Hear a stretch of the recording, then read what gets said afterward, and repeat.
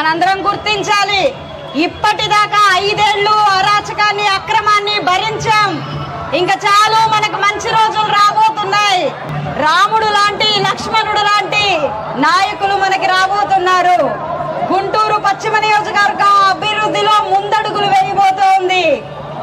ప్రతి ఒక్కరూ ఇదే ఉత్సాహాన్ని కనబరిచి రేపు మే 13 జరిగే పోలింగ్ లో మీ ఆయుధమైన ఓటుని చక్కగా వాడుకొని మనని ఇప్పుడు దాకా అరాచకానికి గురి చేసిన రాక్షసుడిని ఇంటికి పంపించి అభివృద్ధి నిబద్ధతే ముందుగా ఉన్న వ్యక్తిత్వం అయిన నాయకుడిని ఎంచుకుని రాష్ట్ర అభివృద్ధిలో పాలు పంచుకొని ముందుకు సాగుదాం. అందరం కలిసి ఇదే ఉత్సాహం మనం రేపు ఎన్నికల్లో కనబరుద్దాం.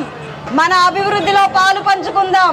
ఇలాంటి ఒక అద్భుతమైన ఆహ్వానాన్ని మీ అందరి నుంచి చొరగొన్నందుకు ఆనందిస్తూ ప్రచారం ముందుకు సాగిపోతూ ఉన్నాను.